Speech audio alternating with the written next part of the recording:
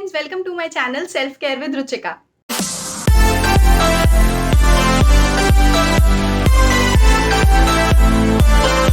यहाँ हम बात करते हैं बहुत सारे इंटरनल और एक्सटर्नल सेल्फ केयर टिप्स के बारे में। इंटरनल सेल्फ केयर रिलेटेड है हमारी हेल्थ से, हमारी इंटरनल हैप्पीनेस से और ऐसे छोटे बड़े चेंजेस से जो हम ला सकते हैं for a positive and a better living. और एक्सटर्नल सेल्फ केयर रिलेटेड है हमारी स्किन से, हमारे बालों से। तो अगर आप बहुत सारे tried and tested self care tips को एक्सप्लोर करना चाहते हैं then please subscribe to my channel and also hit the bell icon ताकि आप मेरा कभी भी कोई भी वीडियो मिस ना करें। तो आज का वीडियो उनके लिए है जिन्होंने अभी अभी मदरहुड की ब्यूटीफुल जर्नी को स्टार्ट किया है और अपनी लाइफ में वेलकम किया है एक क्यूट छोटे से बेबी को, और साथ ही में वेलकम किया है इतने या शायद इससे भी कहीं ज़्यादा एडवाइजेस और सजेशंस को। क्योंकि एक मदर की इंटरनल हैप्पीनेस इस बात पे बहुत डिपेंड करती है कि वो कितनी श्योर और कॉन्फिडेंट है कि जो भी वो अपने बेबी के लिए कर रही है वो बेस्ट है। न्यू मदर्स के लिए बहुत ही कॉमन है कि उनके फ्रेंड्स, उनके रिलेटिव्स और उनके वेल विशर्स उनको बहुत सारे एडवाइजेस और सजेशंस देते हैं टू हेल्प देम। पर प्रॉब्लम क्या आती है कि इतने सारे इन्फॉर्मेशन के साथ वो इतने कन्फ्यूज हो जाती हैं कि उन्हें एग्जैक्टली करना क्या है।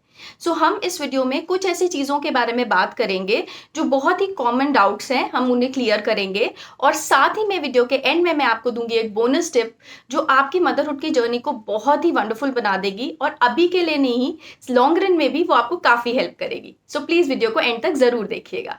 हाँ जी, तो सबसे पहली टिप है नो बॉटल फीड। जब भी बच्चा रोता है, जो कि एक बहुत कॉमन प्रैक्टिस है, हमें एक बहुत कॉमन सी एडवाइस जो सुनने में आती है वो ये है कि शायद इसका पेट नहीं भर रहा है इसीलिए ये रो रहा है, तो आप टॉप फीड पे मूव हो जाएं और ब्रेस्ट फीड को भी कंटिन्यू रखें और दिन में मतलब 1 बॉटल या 2 बॉटल एक बारी जितना भी आपको लगता है उसको दे दें अगर दूध भर के, तो बच्चे को आराम से नींद आ जाएगी, उसका पेट भर जाएगा। बट प्लीज़ ऐसा ना करें। अगर आपको लगता है कि बच्चा बहुत क्रैंकी है तो पहले ट्राई करें उसको फाइंड आउट करने का रीज़न। और अगर आपको ये फाइंड आउट करना है कि क्या वो भूख की वजह से ही रो रहा है तो आपको अपने पीडियाट्रिशियन को कंसल्ट करना है। अपने बच्चे की एज और वेट के हिसाब से उसकी मिल्क रिक्वायरमेंट को चेक करना है। उसके बाद अपने ब्रेस्ट मिल्क को पंप आउट करके मेजर करना है कि क्या वो बच्चे की हंगर के लिए इनफ है। 99% हमारी बॉडी में जो ब्रेस्ट मिल्क प्रोड्यूस होता है वो नेचुरली ही बच्चे की भूख को सेटिस्फाई करने के लिए इनफ होता है। बट फिर भी कुछ प्रॉब्लम्स आती हैं, कई बार ऐसा होता है बॉडी इनफ मिल्क प्रोड्यूस नहीं करती है। उसके लिए भी डिफरेंट मेडिसिन और वो सब अवेलेबल है, for that you can consult a doctor. But अगर आप ये डिसीजन ले रहे हैं कि बच्चा रो रहा है और आप सीधा उसको बॉटल फीड पे स्विच कर दें, that is not the right thing to be done. आप पहले प्लीज़ चेक कीजिए what is the exact reason behind it. और अगर ये सब करने के बाद आपको लगता है कि हाँ मुझे उसको टॉप फीड पे स्विच करना है, तो आप प्लीज़ बॉटल को ना यूज़ करके कटोरी चम्मच से बच्चे को दूध पिलाइए। क्योंकि of course it is difficult, आप इनिशियली आपको बहुत चैलेंजेस आएंगे ये प्रैक्टिस बच्चे को डालने में, बट बॉटल की आदत डालना भी उतना ही डिफ़िकल्ट है। बट कटोरी चम्मच ग्रेजुअली बच्चे को उसकी आदत हटाना आसान है, लेकिन बॉटल की आदत हटाना बहुत मुश्किल हो जाता है। आई हैव सीन कि बच्चे स्कूल जाते हुए सुबह बॉटल से दूध पी के जाते हैं, तो क्योंकि वो इतने एडिक्टेड हो जाते हैं और पेरेंट्स के लिए भी इट बिकम सो डिफ़िकल्ट इतने बड़े बड़े बच्चों को भी ये आदत हटाना। तो प्लीज़ आप इस आदत को at the first place introduce ही मत कीजिए ताकि बाद में जाके आपको कोई प्रॉब्लम आए।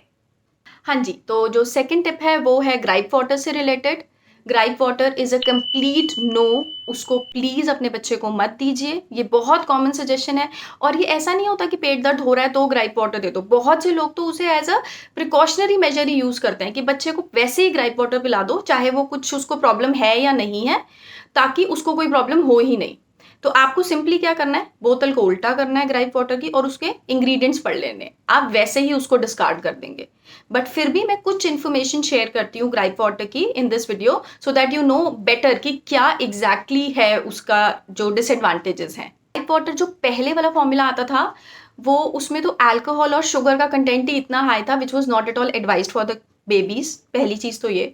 अभी भी जो ग्राइप वाटर आता है उसमें सोडियम बाइकार्बोनेट होता है जो हम बड़े लोगों को देने में भी मतलब it's not considered a very healthy practice. तो इतने छोटे बच्चे को आप सोचिए कि उस पर क्या इफेक्ट आएगा, और वो बच्चों की बॉडी का पीएच लेवल खराब कर देता है।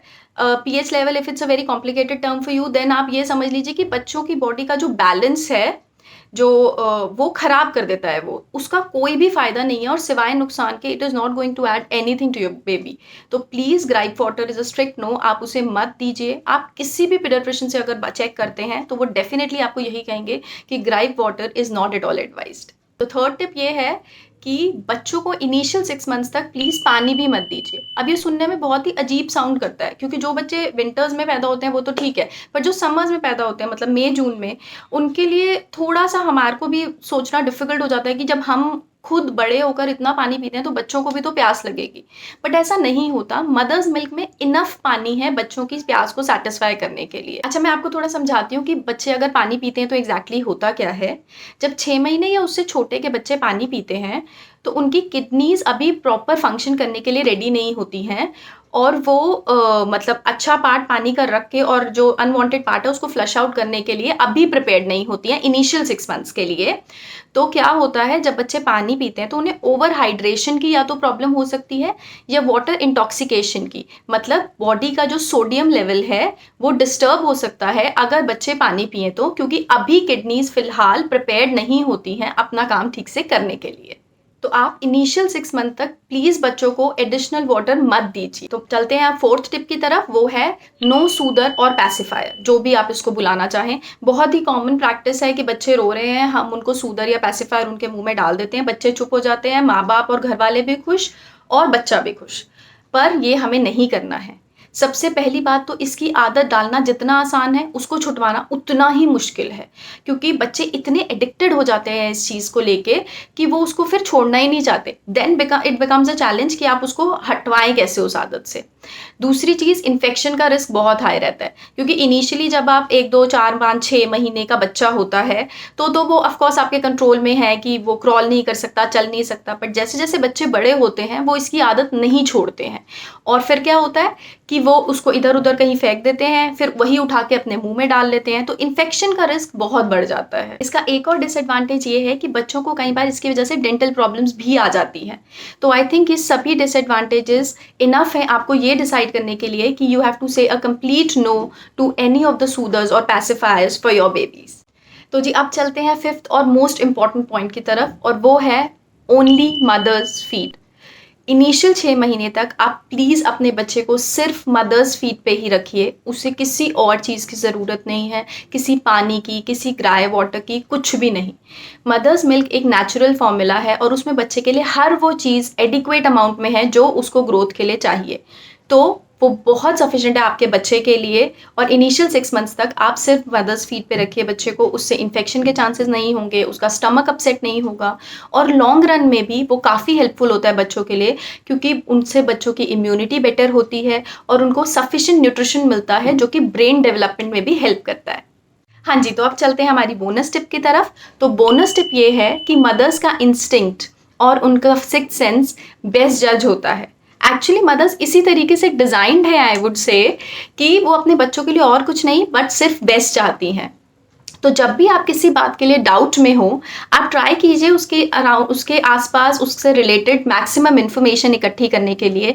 आप इंटरनेट पे पढ़ सकते हैं, डॉक्टर्स से बात कर सकते हैं, या आपकी फैमिली में जिनके सजेशंस आपको लगता हो कि बहुत ट्रस्टवर्दी और रिलायबल हैं, आप उनसे बात कर सकते हैं। फिर जब आप ये सारे सोर्सेज से इन्फॉर्मेशन इकट्ठी करते हैं, देन आप आराम से बैठ के उसको प्रोसेस कीजिए, उसको समझिए, और उसके बाद अपने इंस्टिंक्ट और अपनी गट फील को डिसाइड करने दीजिए, and trust me, you will take the best decision।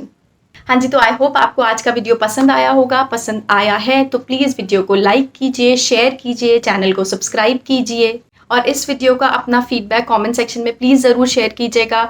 इसके अलावा आपको अगर लगता है कि आपकी मदरहुड से रिलेटेड कोई ऐसी प्रॉब्लम है या कोई ऐसा कंसर्न है जो इसका सोल्यूशन आपको नहीं मिल रहा है, वो भी आप कमेंट सेक्शन में लिख सकते हैं, और मैं ट्राई करूँगी अपना लेवल बेस्ट कि आपको उस पर जो बेस्ट पॉसिबल एडवाइस हो पाए वो मैं ज़रूर दूँगी। तो जी हम मिलते हैं अपने नेक्स्ट वीडियो में कुछ और इंटरेस्टिंग सेल्फ केयर टिप्स के साथ। तब तक के लिए गुड बाय, टेक केयर।